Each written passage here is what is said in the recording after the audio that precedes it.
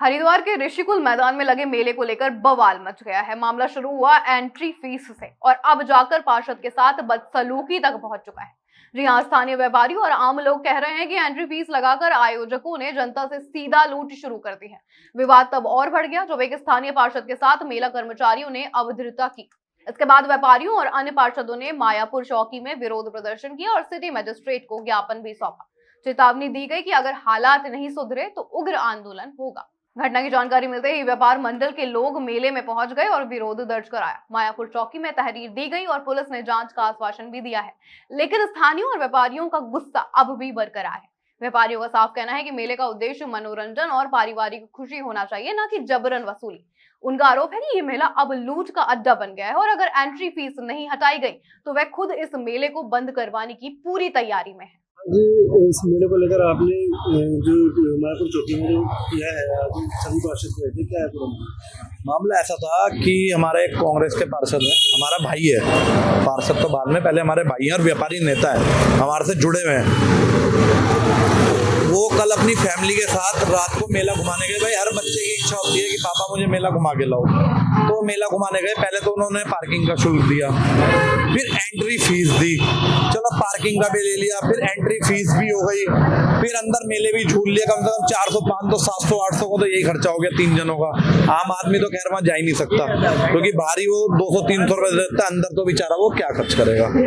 फिर वो बाहर आते हैं, अब वो कहने लगे उनसे, पार्किंग वाले ने कहा, ला भाई पर्ची दे, कि ला भाई पर्ची दे हमारी। उन्होंने कहा भाई मेरे से पर्ची खो गई।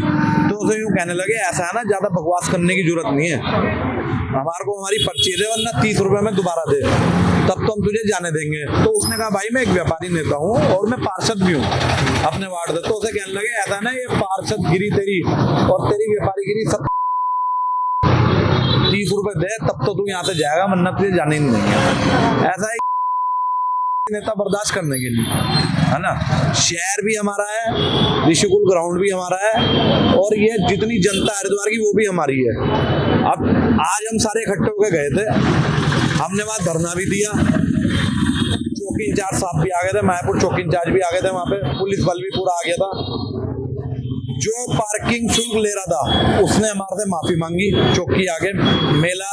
मेले का जो संचालक है वो भी आए थे, सबने माफी मांगी, और हमने उन्हें ये कह दिया है कि अगर ये मेले का जो तुम्हारा शुल्क है, एंट्री शुल्क और पार्किंग शुल्क, अगर ये बंद नहीं होगा तो हम फिर वहां धरना देंगे।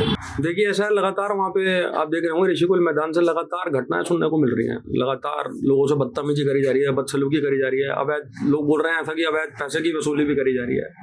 और आज ही आपने देखा होगा कि हम लोगों ने, पूरे युवाओं ने जो है मिलकर वहाँ पे धरना प्रदर्शन, कहते हैं कि हमारे मित्र हैं गुप्ता जी जो है, उनके साथ बदतमीजी करी गई। पार्षद भी हैं यहाँ से, व्यापारी नेता भी हैं। और मैं यही कहूँगा कि अगर चाहे वो ऋषिकुल का मैदान हो, चाहे हरिद्वार में किसी भी जगह में अगर इस प्रकार का कार्य चल रहा होगा, तो हरिद्वार का प्रत्येक युवा जो है आगे आके जो है उस पर ताला लगाने का कार्य करेगा। और लगातार वहाँ पर यही सुनने में मिल रहा है, डेली कभी किसी से मारपीट हो रही है, कभी किसी से पैसे की वसूली करी जा रही है। ये जो कोई 20 रुपए वाला कोई मामला था कि पार्किंग ली जा रही है, और पार्किंग देने के बाद अगर किसी बाई मिस्टेक अगर पर्ची हल्की फुल्की गुम हो जाती है तो गुंडागर्दी करी जा रही है वहाँ पे लोगों से।